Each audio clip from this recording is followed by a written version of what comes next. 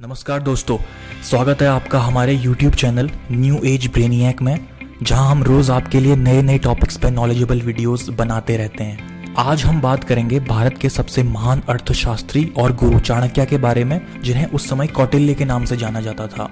और हम इस बारे में जानेंगे कि उनकी नीति आज के मॉडर्न वर्ल्ड में भी कैसे अप्लाई की जा सकती है। तो दोस्तों, ये कहानी शुरू होती है आज से लगभग 2300 साल पहले तक्षशिला के एंशियंट शहर में, जो आज के समय में पाकिस्तान में है। चाणक्य सिंगल हैंडेडली रिस्पॉन्सिबल हैं इंडियन सबकॉन्टिनेंट के पूरे इतिहास को बदलने में, जिन्होंने अपनी चतुराई से सिकंदर जैसे विश्व विजेता को चंद्रगुप्त की मदद से एक बहुत बड़ी चुनौती दी और भारत पर राज करने के उसके सपने को चकनाचूर कर दिया।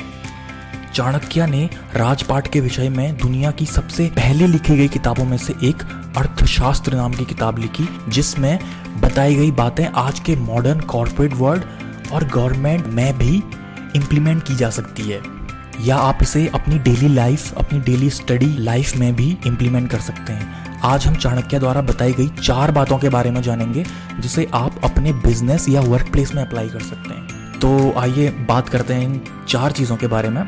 तो पहला पॉइंट है डिसीजन मेकिंग। चाणक्य कहते हैं कि all urgent calls he shall hear at once but never put off, for when postponed they will prove too hard और इम्पॉसिबल टू अकॉम्प्लिश। मतलब जो भी अर्जेंट काम आपके दिमाग में है वो आपको आज करने हैं, उनमें से आप एक भी काम को बाद में कर लेंगे वाले एटीट्यूड से बिल्कुल भी पोस्टपोन ना करें, क्योंकि वही सिंपल सा काम आपको बाद में इम्पॉसिबल सा लगने लगेगा, क्योंकि आपके पास अगले दिन नए काम आ जाते हैं जिन्हें करने के लिए आप बिजी हो जाएंगे और वो पुराना काम यूं ही अटका रह जाएगा। इसे आप साइकोलॉजिकली भी समझ सकते हैं। अगर आप प्रोक्रेस्टिनेशन की या बाद में कर लूँगा वाली आदत डाल देंगे तो आपका माइंड इसी में ट्रेन हो जाएगा और आपका स्वभाव भी ऐसा ही बन जाएगा। और जहां आप अपना काम तुरंत करना शुरू कर दें तो आपको पता भी नहीं चलेगा और आपकी हैबिट बिल्ड हो जाएगी जल्दी जल्दी काम करने वाली, जिससे आप कई ज़्यादा प्रोडक्टिव हो जाएंगे। ये आपकी पर्सनैलिटी का हिस्सा बन जाएगा। ऑफिस जाने वाले ये बात जल्दी समझ जाएंगे कि कितनी दिक्कत होती है जब हम बोलते हैं कि कल सुबह देखता हूँ यार। आपको मेल आता है लेकिन आप घर जाने वाले होते हैं तो आप बोलते हो कि कल करता हूँ रिप्लाई, लेकिन कल तक बॉन्डर बन चुका होता है। ये आप जानते होंगे अगर आप किसी ऑफिस में काम करते हैं, किसी प्राइवेट फर्म में काम करते हैं या आईटी इंडस्ट्री में काम करते हैं। तो दूसरे पॉइंट के बारे में हम बात करेंगे, इफेक्टिव कम्युनिकेशन। चाणक्य कहते हैं when in the court he shall never cause his petitioners to wait at the door, for when a king makes himself inaccessible to his people and entrusts his work to his immediate officers, he may be sure to endanger confusion in business and to cause thereby a public disaffection and himself a prey to enemies. इसका मतलब है कि राजा को कभी भी अपने दरबार में आने वालों को घंटों गेट पर इंतजार नहीं कराना चाहिए। अगर आपका राजा इतना इनएक्सेसिबल हो जाए और अपना काम खुद ना करके अपने नीचे वाले ऑफिसर्स से कराए तो वह बिजनेस में एक कंफ्यूजन पैदा कर देगा कि कौन सा काम कौन बंदा करता है, और अपने दुश्मनों के लिए शिकार बन जाएगा, क्योंकि वो अवेयर ही नहीं रहेगा कि काम चल क्या रहा है और ऑफिसर्स के भरोसे बैठा रहेगा तो राज्य की नैया तो डूबेगी, क्या पता कौन सा ऑफिसर गद्दार निकले। तो इसे आप मॉडर्न वर्ल्ड में कैसे अप्लाई कर सकते हैं? आपने देखा होगा कि मोस्ट ऑफ द ऑर्गेनाइजेशंस में, चाहे वो प्राइवेट फर्म हो या गवर्नमेंट लेड ऑर्गेनाइजेशन हो, जो लोग ऊंचे पद पर पहुंच जाते हैं उनका एटीट्यूड ही अलग हो जाता है।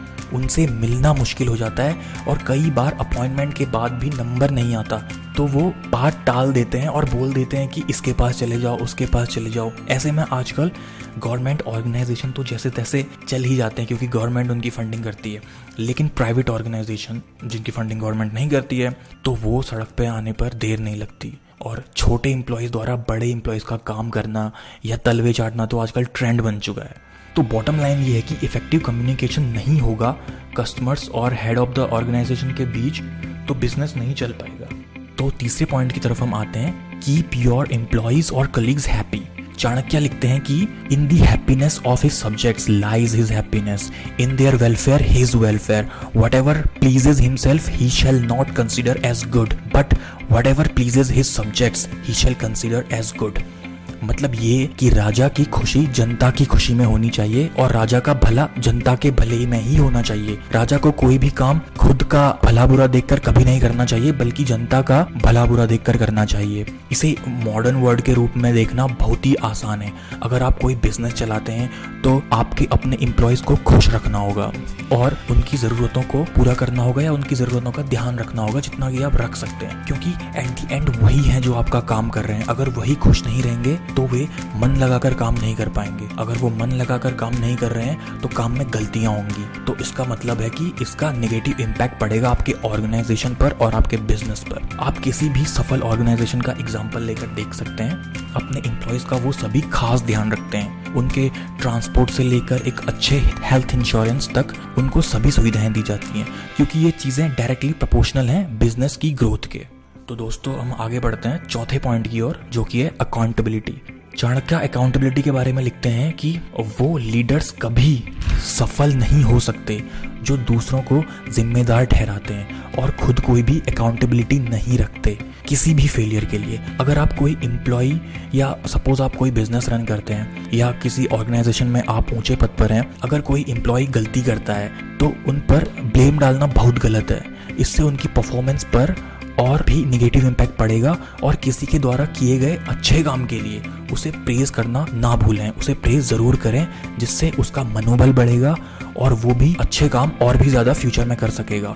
किसी भी गलती पर उसे अच्छे से समझाएं कि ऐसी गलती होती रहती है और अब आपको पता चल चुका है कि ऐसी गलती करने से क्या इम्पैक्ट हो सकता है, और आप कोशिश करें कि भविष्य में इस गलती को अवॉइड कर सकें ताकि नेगेटिव इम्पैक्ट हमारे बिजनेस पर या हमारे ऑर्गेनाइजेशन पर ना पड़े। तो दोस्तों ये था हमारा वीडियो चाणक्य के बारे में और कैसे उनकी कुछ नीतियों में से कुछ हम आजकल के दौर में भी, आजकल अपने मॉडर्न ऑर्गेनाइजेशन या मॉडर्न लाइफ में भी अप्लाई कर सकते हैं। तो आपको ये वीडियो कैसा लगा और आप इससे क्या सीखें, ये हमें कमेंट सेक्शन में ज़रूर कमेंट करके बताएं। और ऐसे ही नॉलेजेबल वीडियोज़ के लिए हमारे चैनल को सब्सक्राइब करें, न्यू एज ब्रेनियक को, और साथ ही बेल आइकन को दबाना ना भूलें ताकि हमारे न्यू अपलोड्स आपको सबसे पहले मिल सकें।